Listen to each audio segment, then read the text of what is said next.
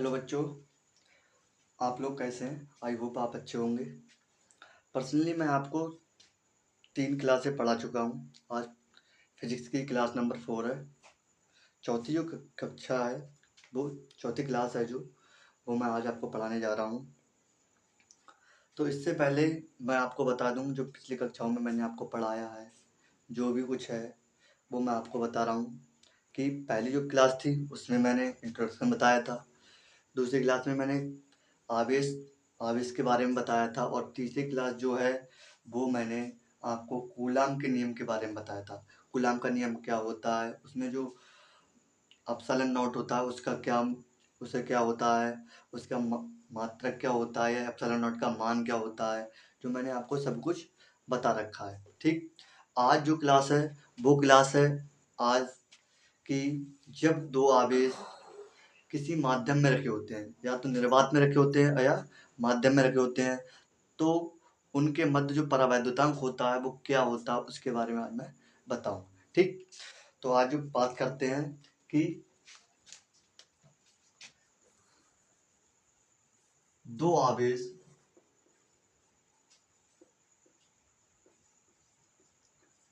दो आवेश के मध्य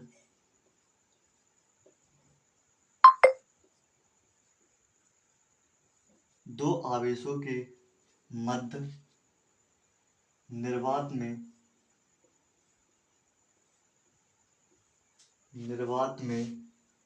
व माध्यम में बल की तुलना क्या है। दो आवेशों के मध्य निर्वात में व माध्यम में बल की तुलना के बारे में बात करेंगे कि बल की तुलना क्या होती है, किस तरीके से बल की तुलना करते हैं। ठीक, कि निर्वात में जब रखा है तो क्या होगी, अब जब माध्यम में रखा है, किसी माध्यम में रखा है, तो उसमें क्या होगा बल। ठीक, तो कहते हैं, अब डाल लेंगे, लिख लेंगे, जब आवेश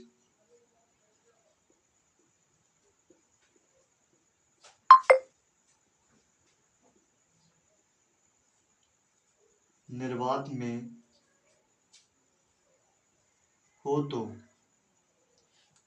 अगर जब आवेश निर्वात में होगा तो उसके मध्य क्या बल लगेगा, तो जो बल लगेगा वो एक कूलाम के नियम द्वारा जो बल लगता है वही बल की बात करेंगे। कैसा, कूलाम का नियम में जो बल था वो क्या था हमारा, F equal to 1/4 pi epsilon naught Q1 Q2 upon R square. समीकरण मान लेंगे 1। यदि जब आवेश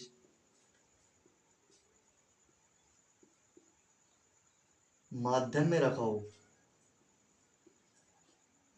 माध्यम में हो तो, अगर आवेश माध्यम में है तब क्या होगा, तो जो F होगा वो क्या होगा, 1/4 पाई एप्सिलॉन नॉट के क्या है हमारा परावैद्युतांक है, Q1 Q2 upon are square, Q2 upon are square. समीकरण मान लेंगे 2 को।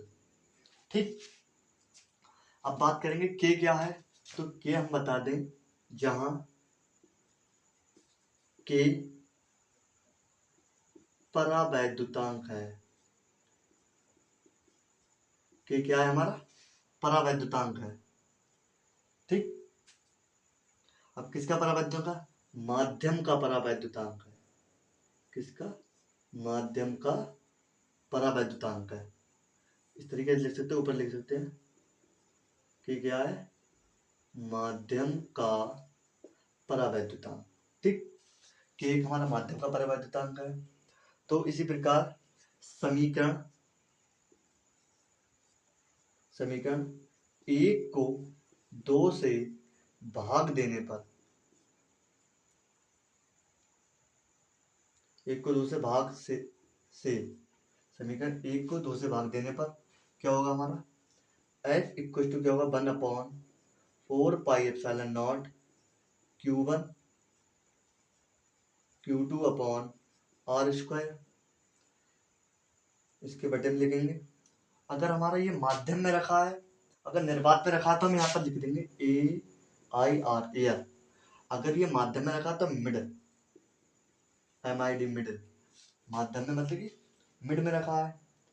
तो जो हमारा परावैद्युतांक होगा यहाँ पर लिख लेंगे AIR upon F mid upon में 1/4πε0 K Q1 Q2 upon R²।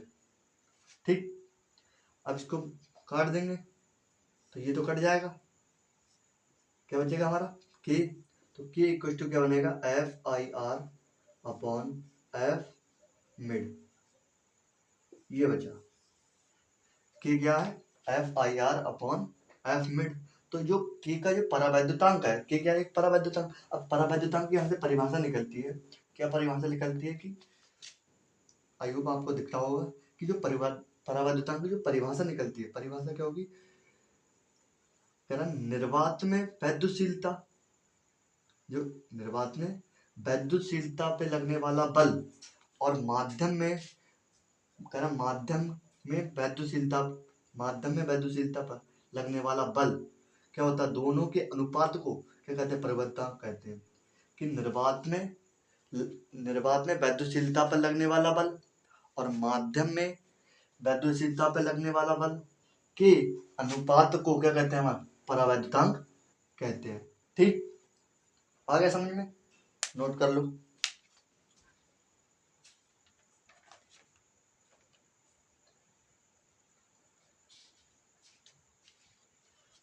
हो गया। अब बात करेंगे कि वैद्युत बल की दिशा क्या होती है, किस तरीके से वैद्युत बल लगता है, किस दिशा में लगता है। अगर जब समान प्रकृति को हो तो कैसा बल लगेगा, विपरीत प्रकृति को हो तो किस तरीके का बल लगेगा। तो क्या हेडिंग है, विद्युत बल की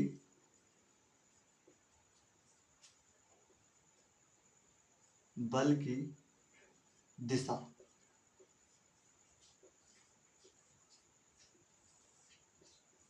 विद्युत बल की दिशा क्या होगी, अब बात करेंगे। एक मिनट,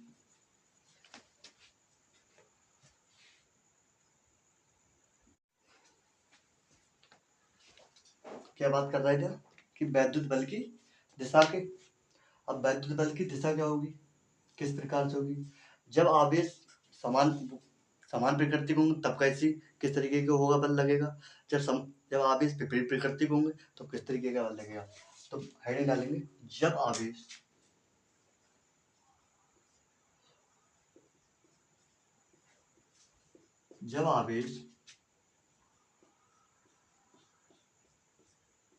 समान प्रकृति के हों,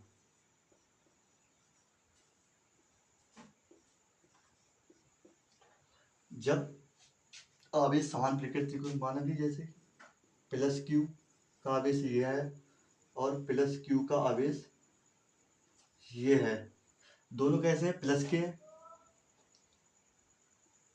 ये भी प्लस का आवेश है, ये भी प्लस का आवेश है, ये भी धनात्मक आवेश है, ये भी धनात्मक आवेश है, ये भी पॉजिटिव आवेश है, ये भी पॉजिटिव आवेश है। तो इनके मध्य जो बल लगेगा, कुछ दूरी पर रखे हैं तो इनके मध्य जो बल लगेगा वो कैसे लगेगा, ये जो इस पर बल लगेगा वो यहाँ इस तरीके का बल लगेगा, यहाँ पर जो बल लगेगा वो इस तरीके लगेगा। यहाँ पर क्या बल लगेगा, इधर को बल लगेगा, और यहाँ पर क्या लगेगा, इधर को, क्योंकि ये कैसे हैं, समान प्रकृति के हैं, तो कैसा बल लगेगा, अलग अलग लगेगा। अगर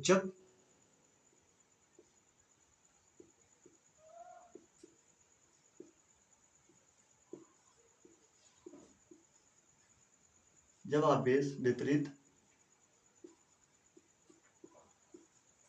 प्रकृति के हों तो, जब आवेश विपरीत प्रकृति के होंगे, जैसे कि ये नेगेटिव है और ये पॉजिटिव आवेश है, तो इनके मध्य जो बल लगेगा वो कैसे लगेगा, ये इधर को लगेगा, ये इधर को लगेगा। ठीक, आगे समझ में। अगर ये पॉजिटिव है, ये पॉजिटिव है तो प्रतिकर्षित हो रहे हैं, लेकिन अगर ये निगेटिव है, निगेटिव और पॉजिटिव है, अगर विपरीत प्रकृति का, तो कैसे होंगे, अपने और क्या करते हैं, आकर्षित करेंगे, अट्रैक्ट होंगे एक दूसरे की तरफ।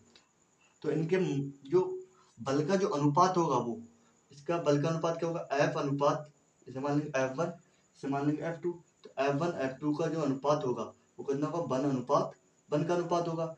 इसमें ही इसी तरीके से इसमें भी क्या होगा, जो बल का अनुपात क्या होगा, इसके अंदर बल F1 F2, तो इनके जो बल का अनुपात क्या होगा, F अनुपात F2 इक्वल टू बल अनुपात बल का, के अंदर भी क्या होगा, बल बल का अनुपात होगा। ठीक, आई होप इतना समझ में आया होगा आपको। आगे चलते हैं, इसे नोट करते हैं। रब करने के बाद इतना समझ में आ गया।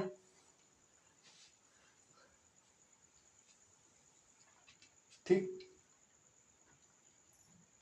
अब बात करेंगे जो कूलाम का नियम होता है उसका सदिश रूप क्या है। सदिश मतलब कि उसकी दिशा क्या होती है, सदिश रूप क्या होता है, वेक्टर क्या होता है। तो कूलाम के नियम का सदिश रूप, हेडिंग डालो, कूलाम के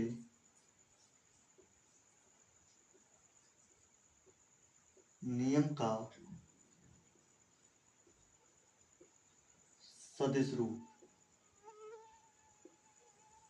कूलाम के नियम का सदिश रूप क्या है, हेडिंग डाल लो कि कूलाम के नियम का सदिश रूप क्या है। अब कूलाम के नियम का फार्मूला क्या होता है, पहले तो सबसे पहले फार्मूला की जरूरत पड़ेगी। तो फार्मूला क्या होता है इसके बारे में बात करेंगे। तो कूलाम का नियम का जो फार्मूला होता है वो F बराबर 1/4 pi epsilon naught Q1 Q2 upon R square, यही होता है कूलाम के नियम का फार्मूला, न्यूटन। ठीक, तो अब बात करेंगे कि जब दो आवेश प्लस Q और यहाँ पर भी क्या है प्लस Q कुछ दूरी पर रखे हैं, जब दो आवेश कुछ दूरी पर रखे हैं तो इनके मध्य जो बल लगेगा वो कैसा बल लगेगा, अभी मैंने बताया था ये इधर को लगेगा, क्योंकि ये कैसे हैं, समान प्रकृति के आवेश है, तो कैसा लगेगा, विपरीत होंगे, एक दूसरे को अलग अलग करेंगे। तो इस पे मान लेंगे बल मानेंगे 1 2, और इस पे जो बल मानेंगे वो किसे मानेंगे 2 1 है।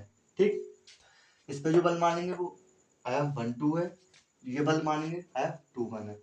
ठीक है, तो जो F वेक्टर है 1 2 का वेक्टर, कह रहा है पहले आवेश पर, इस पे क्या कर लिख सकते हैं, पहले आवेश पर बल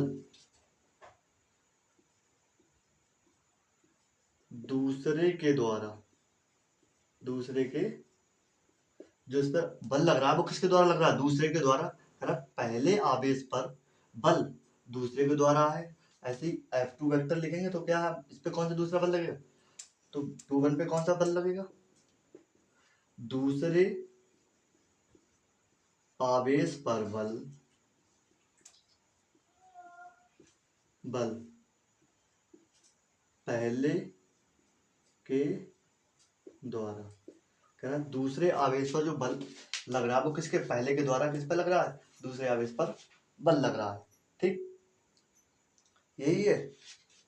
तो इसे कैसे लिख सकते हैं आप, तो जो F vector equal to F12 vector लिख सकते हैं 1/4 pi epsilon naught Q1 Q2 upon R square, यह आ जाएगा R vector, R vector, R एक क्या है, एक R क्या एक सदिश परिणामी है, एक सदिश है, R क्या एक सदिश है जिसका क्या होता है, एक परिणाम होता है, परिमाण होता है, एक सदिश है, इसका क्या है, एक परिमाण भी है। इसका एक सदिश क्यों है, क्योंकि इसका एक परिमाण भी है। ऐसे लिख लेंगे F21 का जो वेक्टर है वो क्या होगा 1/4 pi epsilon naught Q1 Q2 upon R square, यहाँ पर क्या लिखेंगे 1 2, यहाँ पर लिख लेंगे R का वेक्टर 2 1 का, ये भी क्या है एक सदिश है, इसका भी क्या है एक परिमाण है, इसका भी एक परिमाण है, परिमाण नहीं परिणाम है, परिणाम, इसका भी एक परिणाम होता है। ठीक, इसका भी एक परिणाम होता है। अब कुछ नोट पॉइंट इसके लिख लो।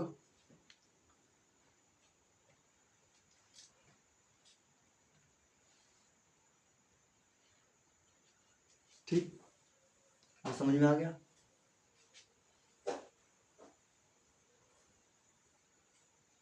अब इसके बाद बात करते हैं अगले।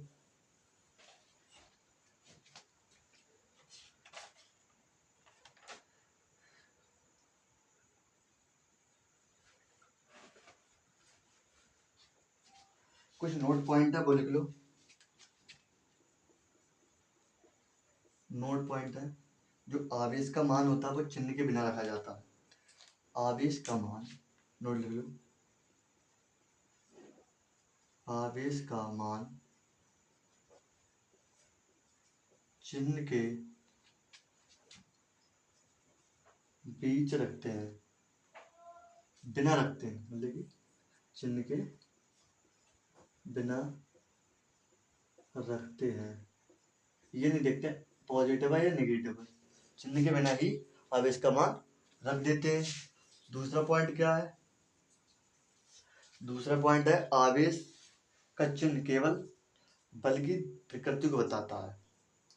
दूसरा पॉइंट जो है वो आवेश का चिन्ह केवल बल की प्रकृति को बताता है। देखो, आवेश का चिन्ह केवल बल की प्रकृति को बताता है।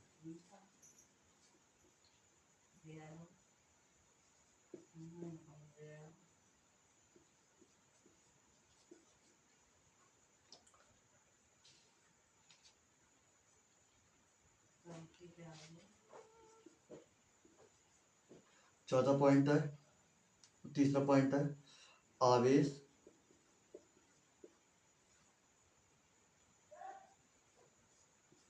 के मध्य बलों की जो संख्या है, संख्या जो होती है वो कितनी होती है? n -1 upon 2। कह रहा आवेशों के मध्य जो बलों की संख्या होती है वो कितनी होती है? n-1 upon 2। ठीक, इसके बाद बात करते हैं, इसके बाद एक नेक्स्ट क्वेश्चन है, लास्ट है जो क्वेश्चन है। तो जो कूलाम का नियम यहाँ पर समाप्त होने वाला है। उसके बाद एक क्वेश्चन लगा दे रहे हैं, कूलाम का नियम कंप्लीट हो गया। इसके बाद एक क्वेश्चन है कि कोई यहाँ पर मान लो कि एक 2 कूलाम का आवेश रखा है, यहाँ पर रखा है एक 4 कूलाम का आवेश, यहाँ पर एक 2 कूलाम का आवेश है, 4 कूलाम का आवेश है। इनके मध्य जो दूरी है वो 2 मीटर है। ठीक, एक तरफ 2 कूलाम का आवेश रखा है, दूसरी तरफ 4 कूलाम का आवेश रखा है। उनके मध्य जो दूरी है वो कितनी है भाई?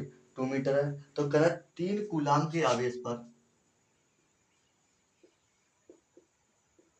कूलाम के आवेश पर लगने वाले